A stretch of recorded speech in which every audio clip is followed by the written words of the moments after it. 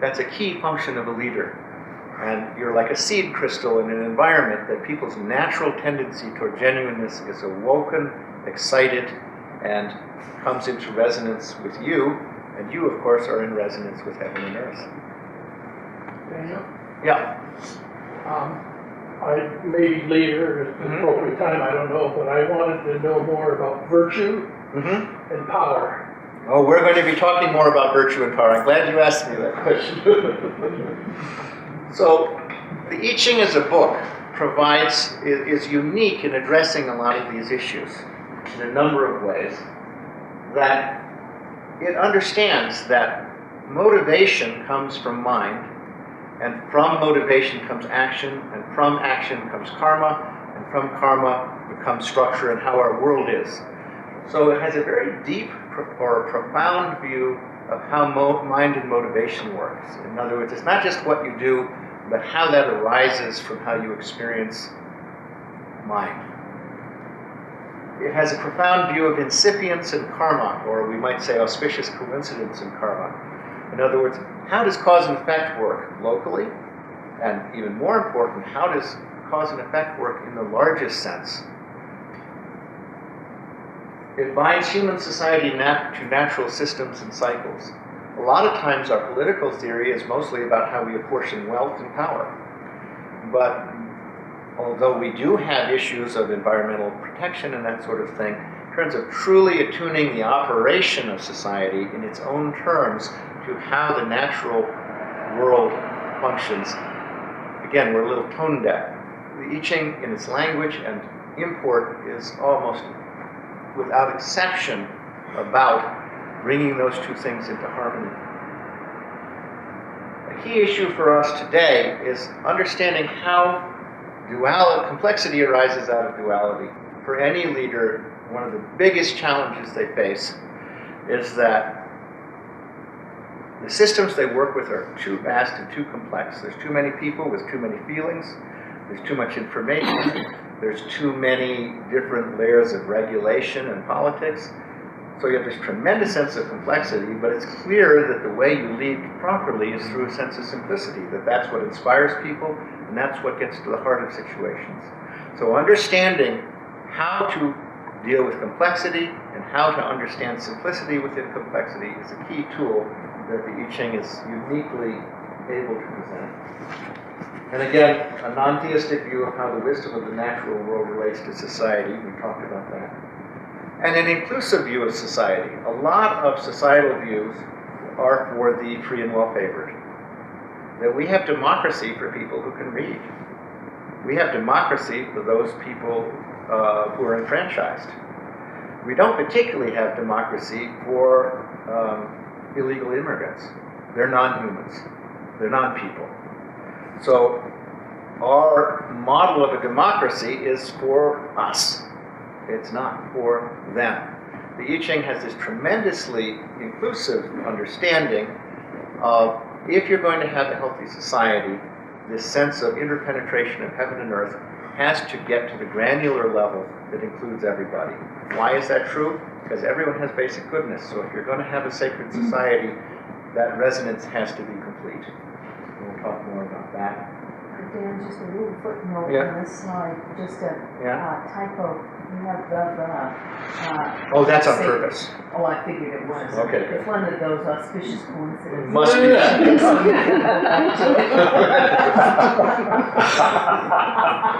It took a long time to. That's right. You remember the Wallace Stevens poem that ends with the? There you go. Sees an influence. And finally, it presents a political model that accommodates ideologies, as we said, but isn't bound by them. So, the work that I've done, the translation has a particular bias or spin on it, you might say.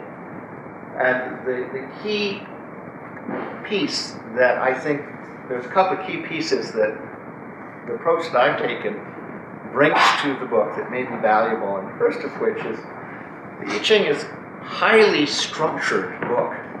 You know, there's these hexagrams with 6 lines. Everyone's seen them, right?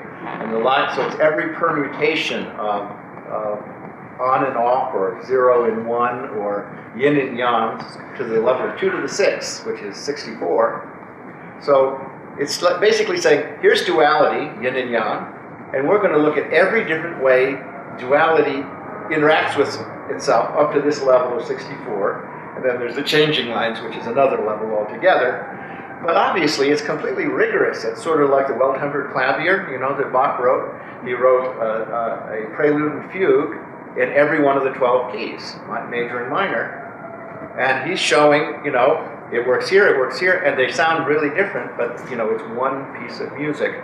This is very similar to that. So it's highly structured. And as we'll see as we go ahead in the presentation, that structure goes much further than that on a mathematical level. But the meaning and the structure are tied to each other. So in this particular approach, I've taken a lot of analysis of the structure that provides a context that brings the meaning out in new ways. So it's the classes of hexagrams, the sequence of hexagrams, understanding the key metaphors and phrases. And it's also a contextual translation that I understand what's happening locally according to how it fits in an overall way. So if you understand the whole map, you say, oh, we're in Iowa, so there's corn here. But we know why there's corn here. We're in Iowa, and Iowa's in the breadbasket. And, you know, you have an idea of where you are in the map, and it informs your understanding of what you're looking at locally. And finally, I've used Shambhala as a receiving tradition for the wisdom of the I Ching. And in my experience, this has been a very important thing, because when you're dealing with a root text or a wisdom text of tremendous profundity, as a translator, you have a problem, right? If you translate the I Ching into sort of German existentialist philosophy, you'll be able to do it, but there's going to be sort of a glass ceiling on the meaning. If you translate it into sort of generic, scholarly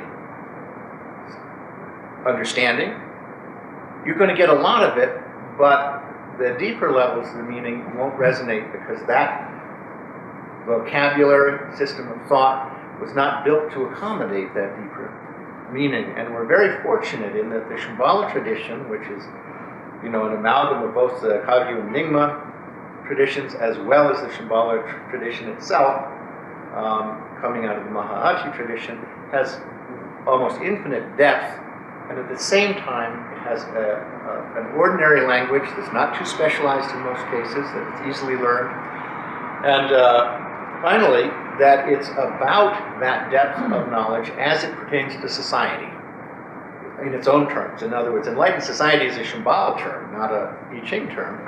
And so we have this wonderful, wonderful enmeshing of two traditions coming from two different places, but they have equal depths, and they're concerned about similar things. And one's in English, and it's something we can study, and it's highly explicated in its own terms, and the other comes from 2,000 years ago in China. So that is really, really helpful, and that provides a key, a way of getting this into English, because the problem with the I Ching is most of the key terms, it's like cliff notes. When it was written, it was almost like, we all know this stuff because this is how we live. And here's the cliff notes so we don't forget. They don't tell you what any of this stuff means. They say the Northwest, you say, what are you talking about, the Northwest? We don't know what the Northwest is, right? Go to the Northwest, not to the Southeast. Thanks a lot. You know? What, am I going to get in my car and drive northwest? Is that going to help?